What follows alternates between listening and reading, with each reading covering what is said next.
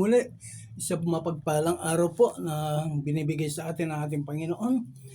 May 17, 2025, araw po ng Sabado. Ang oras po natin ngayon ay ganap na alas 5 ng hapon.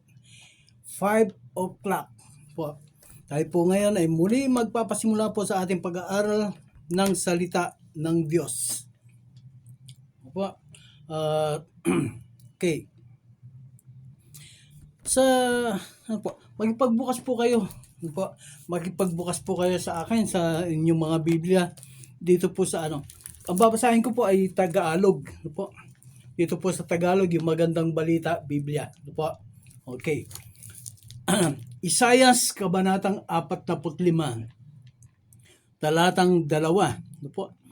Ito po ang sinasabi, Isaiah chapter 65 verse 2. Okay. Ganito po ang sinasabi. Sa buong maghapon, laging nakaunat, hiyaring mangkamay. Ang sasalita po rito ay ang ating Panginoong Diyos. Po.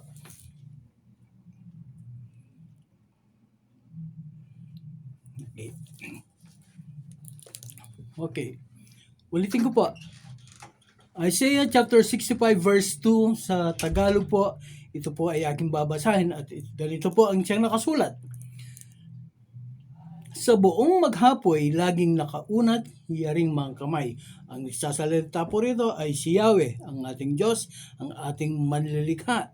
Ang sabi po niya, at handang tanggapin ang bayan kong hirang. Bayang na humaling sa gawang masama, mga likong asal, at ang sinunod, bawat maibigan. Ano po? Ito po yung ito po yung salita na kung saan yung kung mararamdaman po natin yung sinasabi rito na parang ang Diyos po ay nagsusumamo siya. Ano po?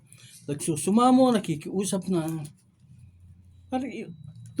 doon po sa aklat po ni Isaias, kabanatang 1, talatang 18. Ano po yung sinasabi niya doon na magsiparito kayo, no? Magpaliwanagan tayo. Nag-aanyaya po ang Diyos. Ano po? Kapareho po dito sa aklat po ni Isaias, sabi po rito, sa buong maghapon, laging nakaunat, iyaring mga kamay. Ang ano po rito, hinihintay ng Diyos ang sangkatauhan. Po? Lagi nakaunat, iyaring mga kamay at handang tanggapin ang bayan kong hirang. Yung pong naghihintay siya na ang mga tao ay magkaroon ng pakikisama sa kanya o yung tinatawag na fellowship, no po? Yung pong na nagsusumamo ang Diyos, no? Our God is longing for our fellowship. So sa ganito pong mga pananalita at mga pangusap ay bibigyan ko po ng titulo ang ating pag-aaral na Divine Blessing. Divine Pleadings. Ano po? Ang pagsusumamo ng Diyos. God's longing for human fellowship. Ano po? Ang Diyos ay talaga naman po. Dito po sa Matthew 11 verse 28, yung pong nakasulat ay ganito. Matthew chapter 11 verse 28. Sabi po niya dito ay yung lumapit kayo sa akin, kayong lahat na napapagal at nabibigatang lubha sa inyong pasanin at kayo'y pagpapahingahin ko. Come all ye that labor and are heavy laden, and I will give you rest. Nag-aanyaya ang Diyos. Ano po? Hindi yung pong pag-anyaya niya, hindi po yung simpleng simpleng salita . Hindi yung salita na paimbabaw. Yung pong Yung pong kanya salita, yung pong kanya sinasabi dito ay yung talaga namang parang siya pa ang nagmamakaawa eh. Na tayo ay lumapit sa kanya. Ang sabi po niya, "Come all ye that labor and are heavy laden, and I will give you rest." Siya pa ang tumatawag sa atin, nagsasabi sa atin na tayo ay lumapit, magtungo sa Kanya. Ngayon po, sabi ko nga po, our God is longing for human fellowship. Nananabik po ang Diyos na tayo po ay Kanyang makasama, na tayo po ay Kanyang yung magkaroon po tayo ng mahalapitan, malalim na pakikipag-ugnayan sa Kanya. Nagpasimula po ang longing ng ating Diyos. Nagpasimula po ang Kanyang kalungkutan, ang kalumbayan ng Diyos na ito noon pa. Doon pa po sa halamanan ng Eden, ang ating mga ninunong si Eva at saka si Adan, sila po ay nagkasala. Ayaw po ng Diyos na ang tao ay mahiwalay sa Kanya. Ang gusto po niya ay perpektong samahan, perpektong pakikipag-ugnayan, perpekto, walang kapintasan na sasama. Kumbaga yung sinasabi na perfect family. Pero dahil nga po sa kasalanan, nagkaroon po ng agwat ang presensya ng Diyos sa tao. Magkasala ang tao, pinalaya sila doon sa halamanan ng Eden. Ano po? Magmula po doon sa pagkapalayas nila doon sa halamanan ng Eden, wala pong kaugnayan ang tao sa Diyos. Ano po? Nagpasimula lamang po na ang tao ay tumawag sa Diyos after 150 years. Can you imagine that?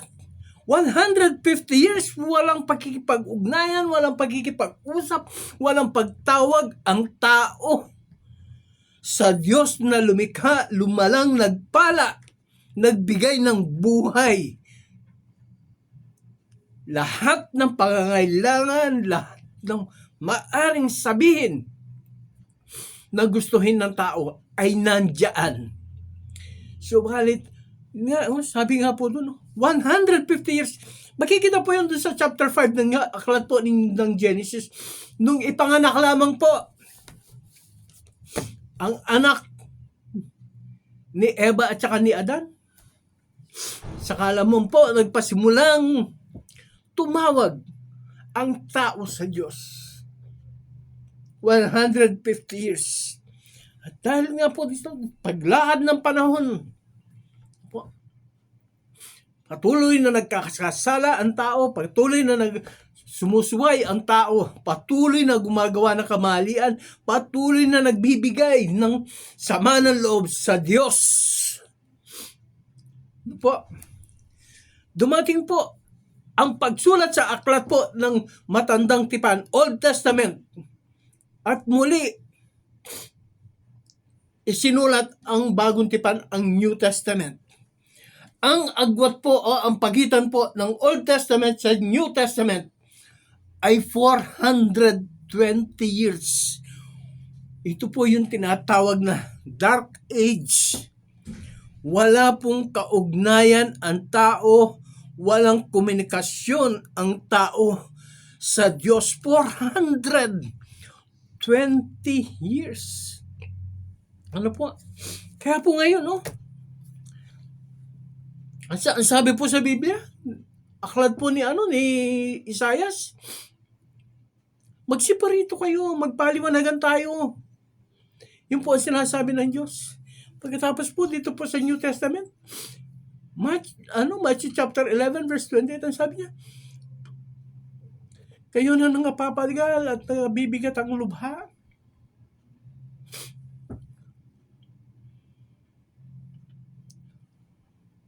Pumunta po kayo sa akin at kayo ay aking pagpapahingahin. God is longing for our fellowship. Nagsusumamo, nalulungkot na ang Diyos sapagkat napakalayo ng tao sa Kanya. Sa panahon po natin, sa kasalukuyan po natin, tumaas ang kaalaman ng tao. Ano po? Yung teknolohiya, umabot na sa rurok. Ano po? Dati yung buwan, tinatalaw-talaw lang. Ngayon, ginagawa ng pasyalan. Ano po? Dati yung disyerto, talagang disyerto. Wala kang makikitang tanim doon. Wala kang makikitang ano to. Kundi buhangin lang at saka mga kung ano-anong mga kalat-kalat yan. Pero ngayon, sa disyerto, may kalsada, meron lang mga ilog, meron umabot na sa napakatataas na antas ang talino, karunungan, kaalaman ng tao. Pero lalong lumalayo ang tao habang natututo, habang lumalalim, tumataas ang kanyang kaalaman, ang kanyang talino. Lalong napapalayo ang tao sa Diyos. Ano po? Sabi sa Biblia, ingatan mo, pangalagaan mo ang mga hayop, ang mga halaman. Yun po ang sinabi niya, binili niya kay Adan. Pero ngayon po, sa panahon po natin, anong pangalagaan? Yung mga bukid nga po, ginagawang mga subdivision, ginagawang mga highway, yung mga bundok, binubutas. Yung mga yung mga bundok, yung mga bulubundukan, ginagawang, ang tawag, tennis club. Ano yun? Maraming mga puno na ibinabagsak, tunutumba para magtayo ng mga laking mga gusali. Wala pong masama sa mga ganun, pero ang epekto po nito sa mga tao ay napakalaki. Tingnan po ninyo yung mga baha. Tingnan po ninyo ang climate change. Talaga naman. Ngayon lamang po panahon na ito, nangyayari na ganitong mga yung mga ganitong temperatura ng init. Sa edad ko ito, ngayon ko lamang po naramdaman mga ganitong init na 40, 41, 42, 43, umaabot na 50 degrees centigrades. Last year po, last year, ang daming panahon na yung mga bata na nag-aaral ay pinapauwi dahil po sa sobrang init. Hindi kaya ng mga electric fan, yung mga aircon bumibigay sa sobrang init ng panahon. Climate change. Why? Dahil na rin yan sa walang habas na pagputol ng mga puno. Sige lang. Sinasabi, hindi para sa ano yan para sa advancement yan, para sa development. Paano naman ang epekto nito? So, pinag-uusapan po natin ay ang Diyos ay nananabik sa pakikipag fellowship po natin sa Kanya. Ngayon po, ang tanong na atin dapat tanungin ay ito. Ano po ang pinanabikan ng Diyos sa tao? Ito pong mga fellowship, ilan lamang po ito? 3 lamang po ito ang sasabihin, pero napakarami po niyan. Kung pag-aaralin po na natin, aabutin po tayo ng 1 linggo rito sa istasyon na ito. Hindi pa tayo matatapos. Pero 3 lamang po ang ating pag-aaralan. Una, sa tanong na ano-ano ang pinananabigan ng Diyos sa tao. Number 1, your faith. Ang iyong pananampalataya ang iyong pananalig, ang iyong pagtitiwala sa Diyos. Dito po sa aklat po ni San Mateo, Kabanatang 9, talatang 20 hanggang sa 23. Matthew chapter 9. Ito po ang una sa mga pinananabikan ng Diyos sa atin na mga tao. Ganito po ang nakasulat. Verse 20. Okay. Thank you, Lord God. Ang background po nito ay yung babae na yung pong anak ng pinuno na pinunong Hudyo, ano po, yung na namatay, tapos ay nalaman niya ang ating Panginoon Kristo ay nandoon. Babasahin ko na po ito. Okay. Umpisan ko na po dun sa verse 18. Matthew chapter 9 verse 18 hanggang sa mga sumusunod po. Ganito po ang nakasabi. Samantalang sinasabi ni Jesus ang mga bahagay na ito, may dumating na isang pinuno ng mga Hudyo. Lumuhod ito sa harapan niya at ang sabi, kamamatay lang po ng aking anak na babae. Ngunit sumama lang kayo sa akin at ipatong ang inyong kamay sa kanya, ay mabubuhay siya. Yun po ang ano eh. Ano po sinabi niya? Kamamatay lang po ng aking anak na babae. Pero sasama lang po kayo sa akin. Ipatong ninyo ang inyong kamay sa kanya. Siya po ay mabubuhay. Ano po? Ano pong ginawa ng ating Panginoong Kristo? Tumindig si Jesus at sumama sa kanya. Gayon din ang kanyang mga alagad. Verse 20. Ito po ang sinasabi ko. Sumunod din ang isang babaeng may 12 taon dinudugo. Lumapit ito sa likuran ni Jesus at hinipo ang laylayan ng kanyang damit sapagkat sinabi niya sa sarili, kausap po yung sarili niya, mahipo ko lang ang kanyang damit ay gagaling na ako. Bumaling si Jesus at pagkakita sa kanya ay sinabi, anak, lakasan mo ang iyong loob. Pinagaling ka ng iyong pananalig. Noon di kumaling ang babae. Ito po ang hinaharap ng Diyos sa atin. Ito po, ano po? This is what our God is longing for. Ano po? Ito po ang kanyang pinananabikan. Ito po ang kanyang hinahanap. Yung pong pananampalataya, pananalig, pagtitiwala. Our faith. Yung babaeng 12 taon nang dinudugo. May sakit, may karamdaman ng pagdudugo. 12 taon. Walang makapagpagaling sa kanya. Pero nalaman niya na nandoon ang ating Panginoong Jesucristo. Pinuntahan niya, sumunod siya. Sumunod siya. Actually, doon po sa doon sa ibang aklat, ang sabi doon, siya ay nagipagsiksikan. Ano po? Dinudugo siya.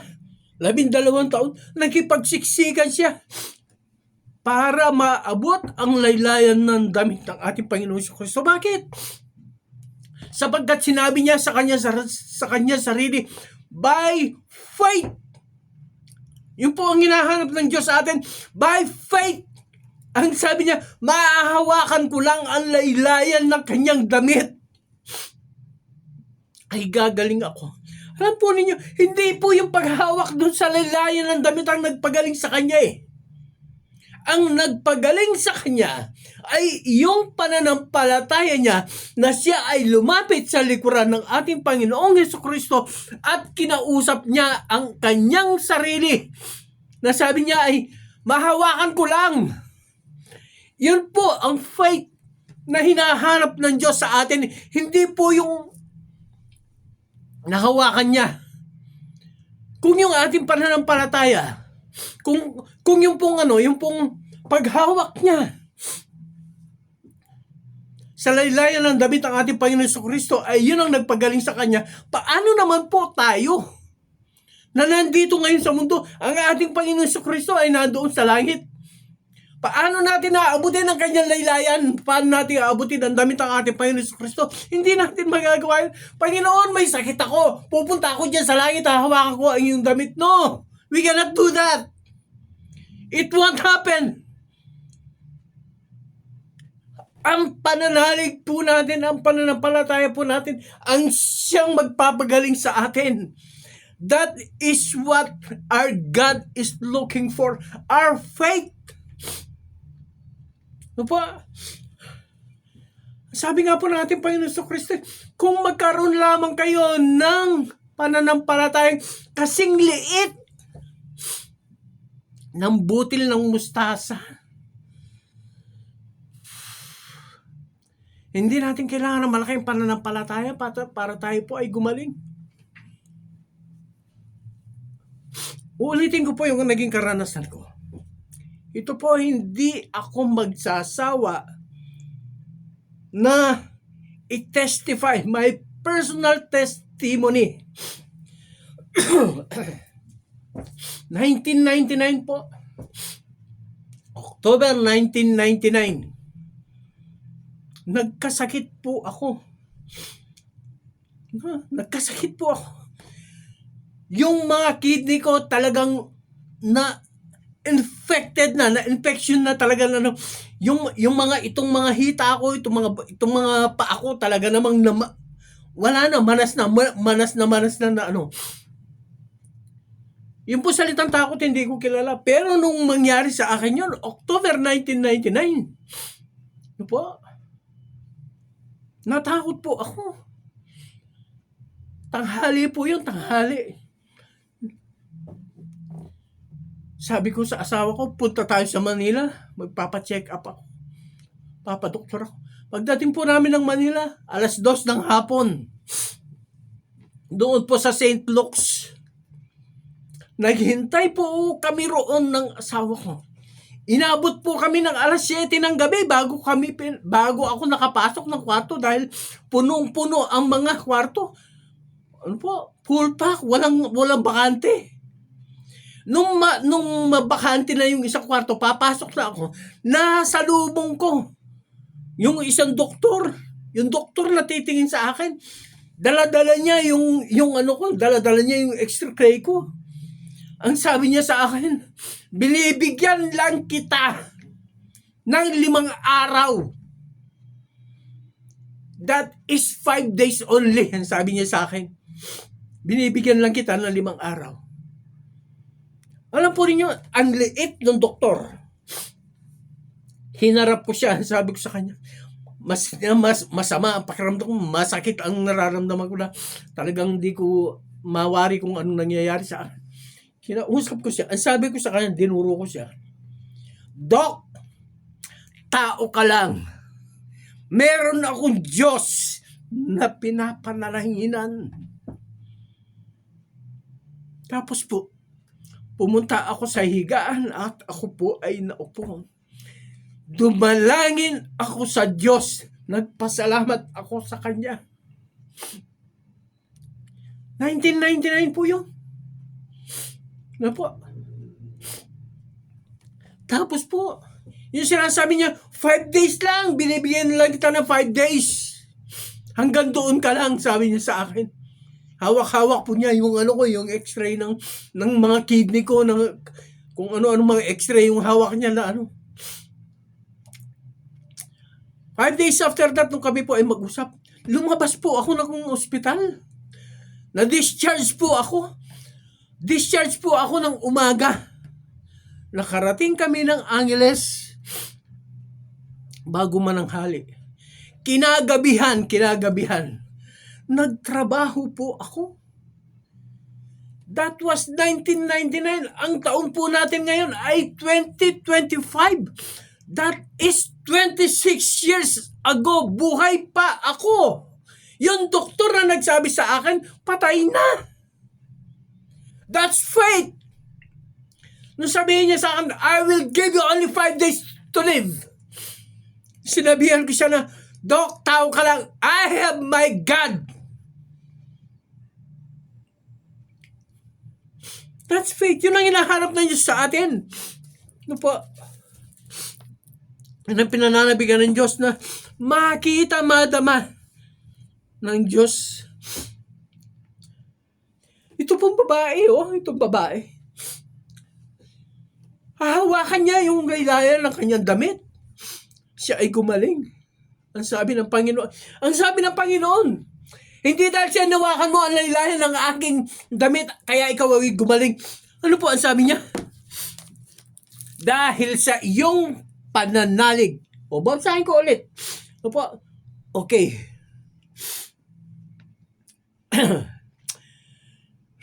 Dito po sa verse 22, chapter 9, verse 22 po ng aklat ni San Mateo. O, basahin ko na po sa 21.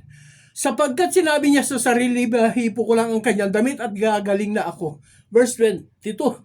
Bumaling si Jesus at pagkakita sa kanya'y sinabi, Anak, lakasan mo ang iyong loob. Pinagaling ka ng iyong pananalig. Your faith has healed you. Yan po hinahanap ng Diyos sa atin. Your faith has healed you. Okay. Isa lamang po yun. Yung batang babae na sinasabi na namatay na, ang sabi ng anak niya, ng tatay niya. Okay. Verse 23, nang dumating si Jesus sa bahay ng pinuno, nakita niya ang mga manunugtog ng plauta at mga maraming taong nagkakaingay. Sinabi niya, magsilabas kayo, hindi patay ang bata. Natutulog lang at siya'y pinagtawanan nila. Ngunit, nang napalabas na ang mga tao, pumasok siya. Hinawakan ang kamay ng bata at ito'y nagbangon. At ang balita tungkol sa pangyayaring ito ay kumalat sa buong lupaing yaon. Yung pong pananampalataya, yung pong pananampalataya ng Hudyong pinuno ng mga sundalo ang nagpagaling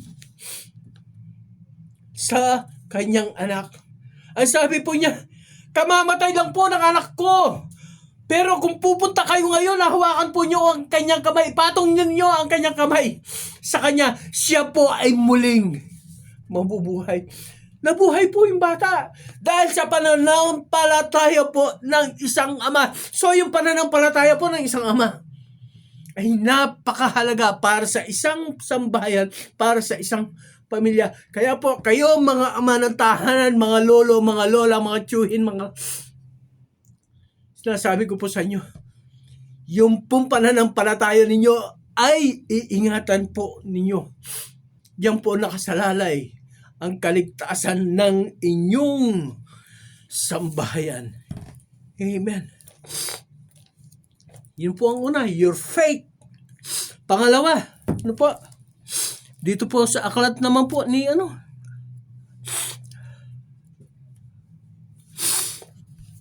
Thank you, Lord God.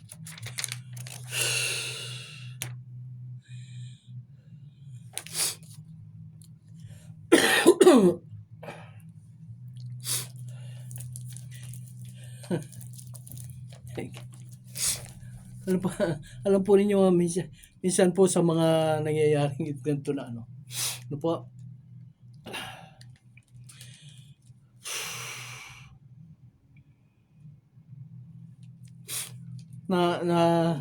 thank you Lord God.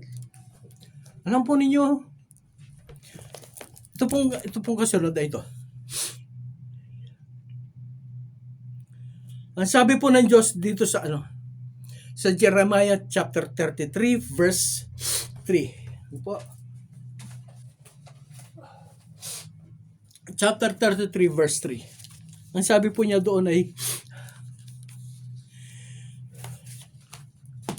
Call unto me and I will answer thee. I will show you great and mighty things that you do not understand.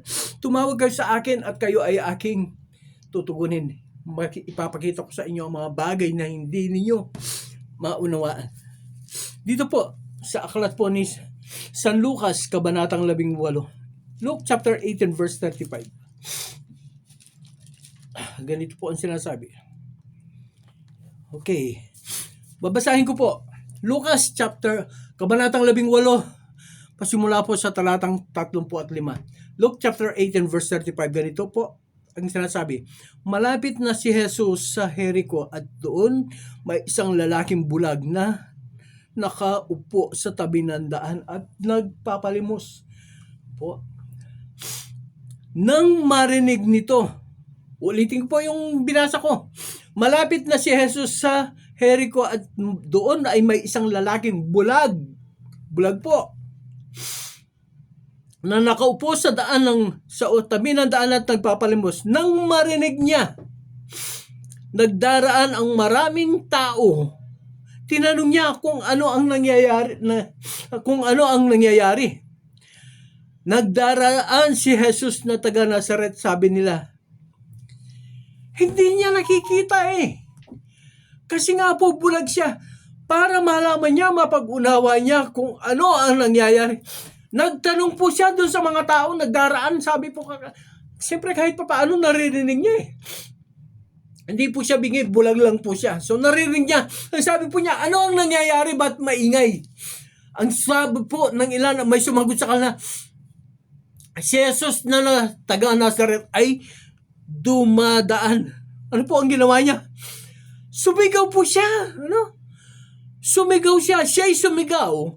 Jesus, anak ni David, mahabag po kayo sa akin.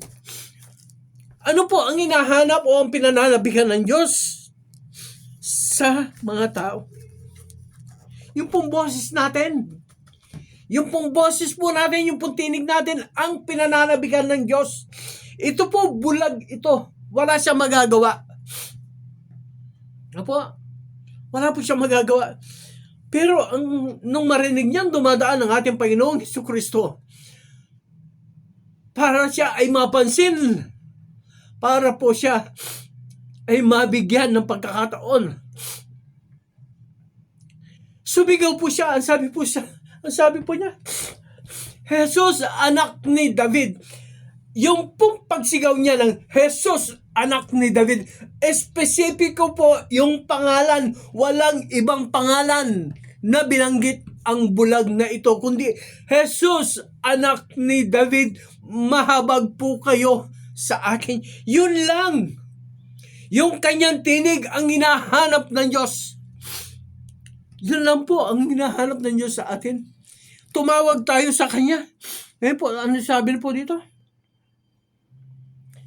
At siya'y sumigaw, Jesus, anak ni David, mahabag po kayo sa akin. Sinaway siya ng mga nasa unahan, ngunit lalo pa niyang pinilakasan ang sigaw, anak ni David, mahabag po kayo sa akin. Yung po sinabi ko sa inyo kanina, call unto me, and I will answer. Ito po ang patunay. Isang bulag, wala siyang magagawa kundi ang tumawag sa Diyos. Sabi po niya, Jesus, anak ni David, mahabag po kayo sa akin. Binabawalan nga siya Binabawalan nga siya ng mga tao Pero ang ginawa po niya, mas lalo po niyang nilakasan ang kanyang tinig. Jesus, anak ni David, mahabag po kayo sa akin. Yung pinapakita po dito nitong bulag na ito. Total surrender po siya. Ito nga po, bulag siya Sabi niya, mahabag po kayo sa akin. Yun lang ang kanyang tanging magagawa. Lord, have mercy on me.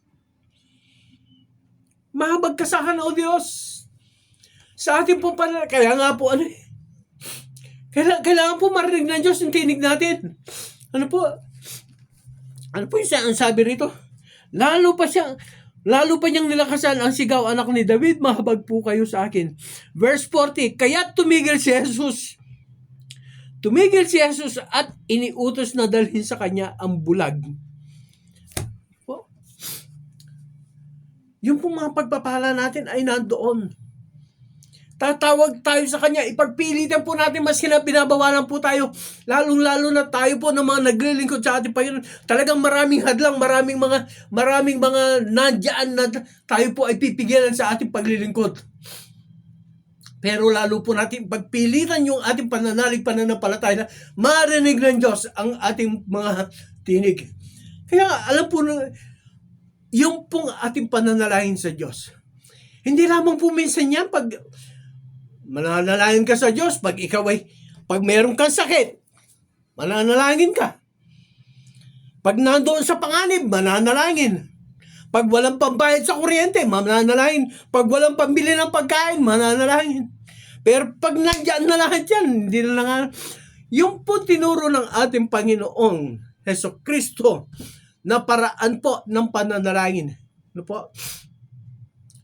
Ang sabi po ng isang bahagi doon ay yung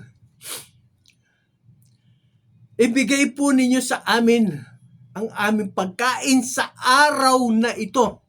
Give us this day our daily bread. Ibigay po ninyo sa amin ang pagkain namin sa araw na ito. Yun po ang tinuro ng Diyos. Bakit hindi niya itinuro sa amin, Diyos, ibigay po ninyo sa amin ang pagkain sa loob ng 1 taon? Hindi po niya itinuro yung ganun. Bakit? Kasi pag ibinigay ng Diyos ang pagkain mo sa loob ng 1 taon, minsan lang sa 1 taon ka mananalangin. Pero dahil sa ang panalangin na itinuro niya ay yung pagkain mo lang sa araw na ito. Para kinabukasan, mananalangin ka ulit. Para susunod na araw, mananalangin ka ulit. Para susunod na mga araw, mananalangin ka ulit. Para tuloy-tuloy ang iyong pagtawag sa Diyos, tuloy-tuloy na maririnig ng Diyos ang ating mga tinig. Oo, tama. Alam ng Diyos ang ating mga pangangailangan. Yes, of course. God knows. Yes. God is a all-knowing God. Pero sabi nga po dito gustong marinig ng Diyos ang tinig mo. Ano po? Gustong marinig ng Diyos ang tinig mo. Alam niya kung anong kailangan mo. Pero tumawag ka.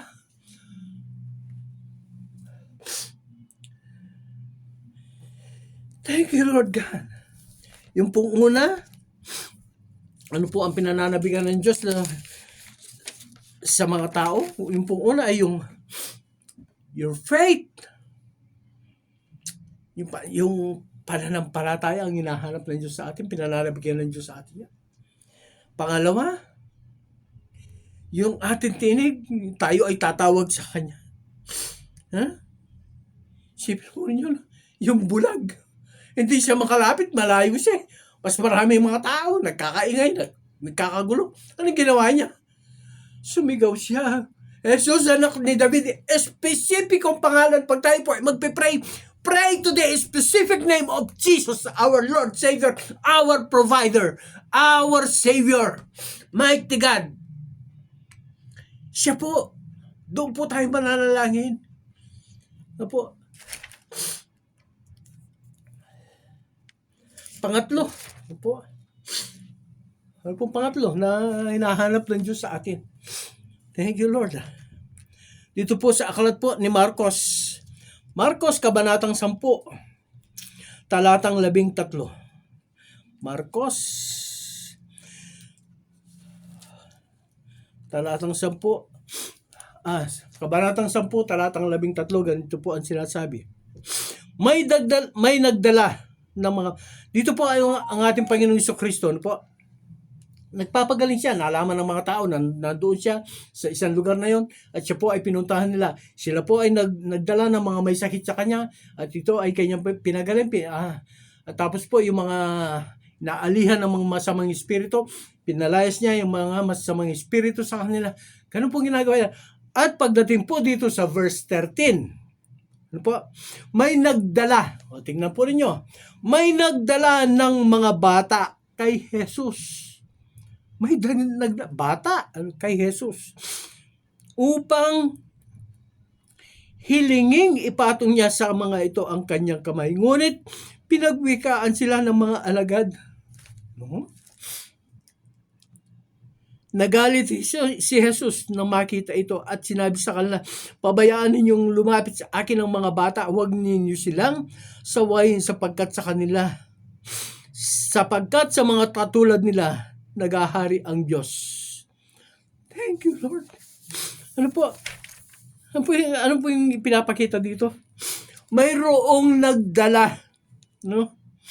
Mayroong mga nagdala ng bata doon sa ating Panginoong Hesukristo upang ipatong niya ang kanyang mga kamay sa bawat isa sa kanila. Ano pong ibig sabihin nun? Yung pong mga nag-aakay na mga tao na magdadala sa church, yung pong mga soul winner, yun po ang hinihintay na hanap ng Diyos sa atin. Yung pong tayo ay mag-aakay ng isang tao na dadalhin natin sa harapan ng ating Panginoong Hesukristo. Soul winner. Yun po. Mag-aakay po ng mga taong kikilala, maglilingkod, magpupuri, sasamba sa ating Panginoon. Yun po ang mga hinahanap ng Diyos. Yun po ang mga pinananabikan ng Diyos. Yun po ang mga fellowship o pakikisama na hinahanap, hinihintay ng Diyos sa bawat isa sa atin. Mga mananampalataya, mga tagalingkod, mga pastor, mga evangelista, mga naglilingkod sa music ministry, mga deacons, deaconess. Kaibigan ko, lahat po tayo dapat po ay maging soul winner. Hindi po yan trabaho ng pastor lang. Bawat isa po sa atin ay katungkulan po natin na magpahayag ng salita ng Diyos. Dito po sa aklat po ni San Mateo, chapter 28, ano po, 19 and 20. Ang sabi ng ating Panginoon, go ye into all the world and preach the gospel to all the creature and baptize them in the name of the Father, and of the Son, and of the Holy Spirit. Humayo kayo sa lahat ng dako ng sanlibutan at ipahayag ninyo ang mabuting balita. At bautismuhan ninyo nila sa pangalan ng Ama, sa pangalan ng Anak, at ng Santo Espiritu. Mga soul winner. Ano po? Pero tayo po ngayon, mga Pilipino, hindi na po natin kailangan magpunta sa Saudi Arabia, hindi po natin kailangan magpunta ng Hong Kong, Japan, Taiwan, Thailand, Italy, Germany, US, Japan, o kung saan man, dyan lang sa kapitbahay mo. Yun lang ang isama mo doon sa church. Isasama mo lang siya. Itong mga tao dito, isinama lang nila yung mga bata sa harapan ng ating Panginoong Hesukristo. Pagkatapos ng bahala na ang Holy Spirit kung ano ang magiging kasunod na mangyayari. Our duties and responsibilities is to bring the sinners to the church. The Holy Spirit will do the next step. Trabaho natin ay magpahayag ng salita ng Diyos. Trabaho natin ay magdala ng kaluluwa. Pero hindi po natin trabaho yung magligtas. The Holy Spirit will do the salvation. Nasa Kanya. Kaya kaibigan ko, mga kapwa ko Kristiyano, mga kapwa ko mga mananampalataya, the divine longing, ano po? The divine pleading,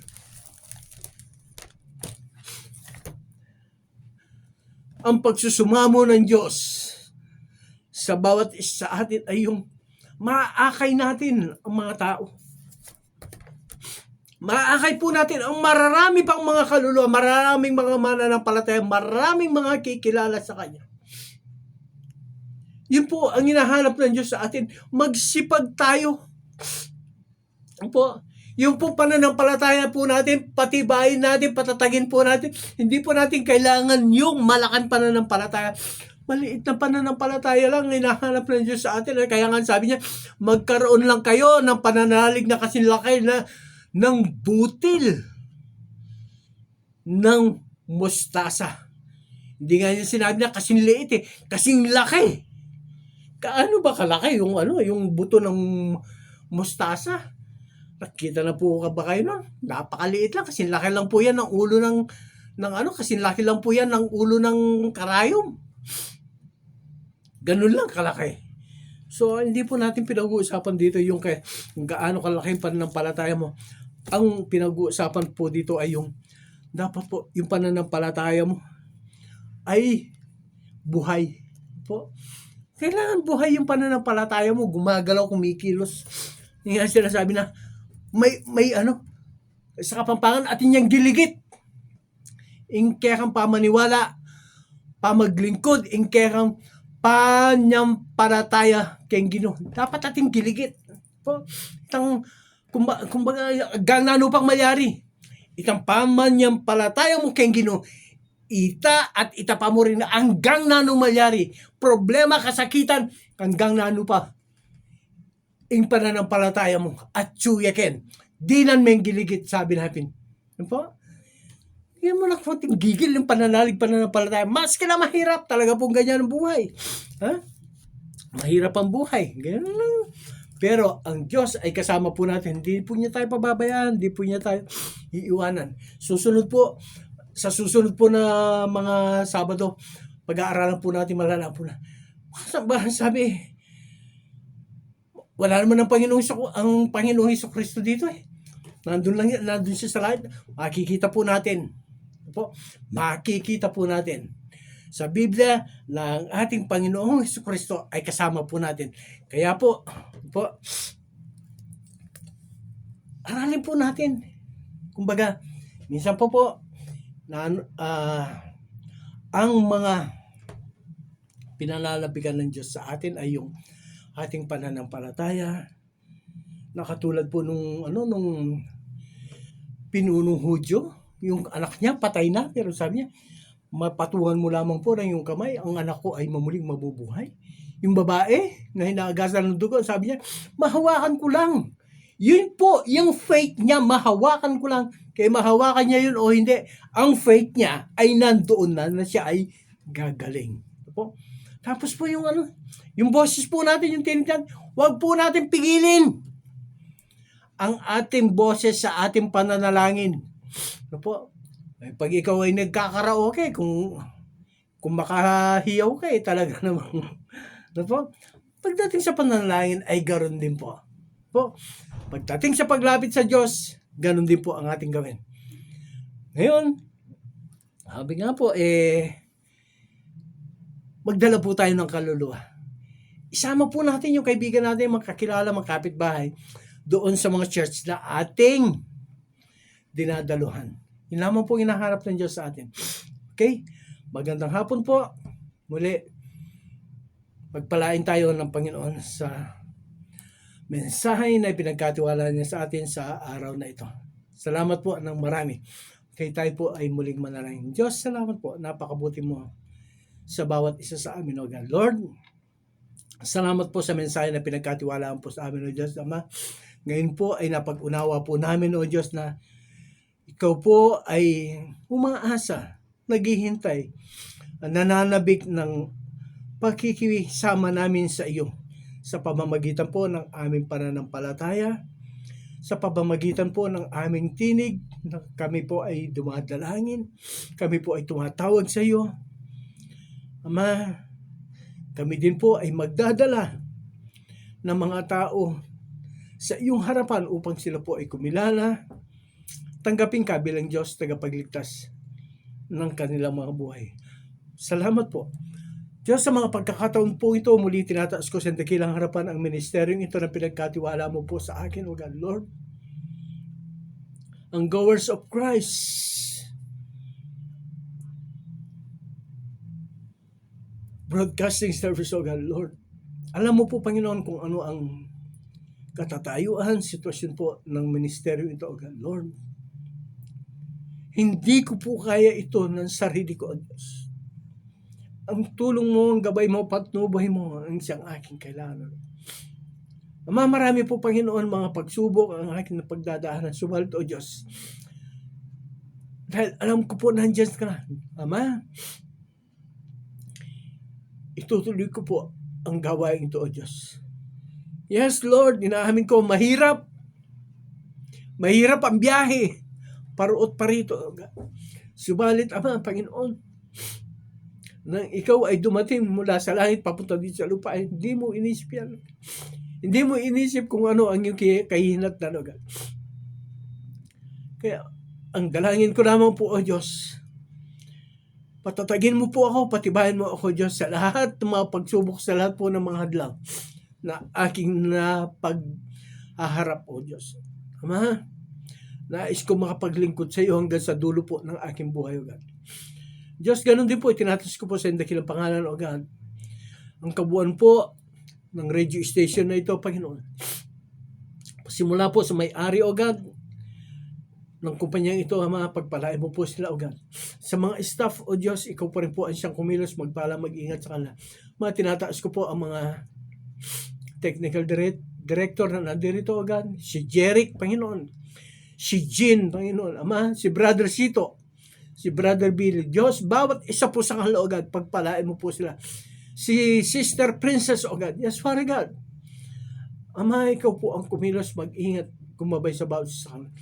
Pagpalain mo po, O Diyos, ang sambahayan ng pamilya na kanilang kinabibilangan. Ang pag-iingat mo, protection mo, ay kailangan po nila, O Diyos. Ama, tinataas ko po sila sa iyo, O God. Ama, dumating po ang araw. Ang mga taong pong ito ay makasama ko sa paglilingkod sa iyo. Ganun din po, tinataas ko sa ng pangalan si Governor, Commissioner Roland Rivera, O God. Lord, I speak blessings sa kanya. Sa kanyang sabahayan, sa kabuuan po ng kanyang pamilya. Pagpalain mo po siya, O Diyos. Salamat po. Ito po ang aming dalangin sa pangalan po ng iyong bugtong na anak na si Kristo Jesus, sa presensya at kapangyarihan ng Santong Espiritu. Amen at amen. Thank you, Lord. Okay, ang oras po natin ay alas 5:51. 9 minutes more to go. Okay. Mabilis na lang po ito. Ano nga ba yan? Okay. Ipaalala ko po muli, meron po tayong gawain dito sa Tarlac. Ano po? Dito po sa may Cantarilla District 4 po, CEMI. Okay? CEMI San Manuel. Sa pangunguna po yan ni Pastor August Pineda Ronquillo. CEMI San Manuel. Doon po yan sa likod ng police station pag ikaw ay manggagaling po dito sa Metro Town Mall. Papunta po doon sa may bandang Lapas. Doon po ano doon. Tapos po yung bandang kaliwa, yung police station. Papasok po kayo doon sa may bandang kaliwa ng kalsada na. Doon po ang CEMI San Manuel. Tapos po dito sa dito sa may Herona, barangay ano ba ito? Bagong Bayan. Sa Lapungan, Bagong Bayan. Barangay Herona. Sa Herona, sa pangunguna po yan ni Pastor Jeffrey Benson. Okay. Si Pastor Jeffrey Benson po ang nangunguna sa gawain na. Tapos po, doon sa malayo-layo, po, sa Barangay Acosilian, po, Tuaw, Cagayan Valley. CEMI Tuaw, Barangay Acosilian. Sa pangunguna po iyan ni Pastor Ariel Castillo. Amen. Makipanambahan po kayo sa kanila. Makipanambahan po kayo sa kanila. Tinitiyak ko po, mararanasan po ninyo ang presensya at kapangyarihan ng ating Panginoon Diyos ng Santong Espiritu at kayo po ay mapapagpala, mapapalakasan. Yung pong mga dalangin ninyo, pwede po ninyong i-share sa kanila. Magkaisa po, tulong-tulong sa pananalangin. Okay. Binabati ko po sila sila Sister Angeline. Doon po sa Tuaw. Lahat po ng mga kapatiran dyan sa Tuaw. I speak blessings, guidance sa inyo. Dito po sa Herona, sa flocks po ni Pastor Jeffrey Benson. I speak blessings dito po sa church sa San Manuel, sa pangunguna po ni Pastor August Ronquillo. I speak blessings po sa bawat isa sa kanila. Okay? Maraming salamat po. Until then, sa next week, May 24. Okay? Magandang hapon po sa bawat sa atin. Okay?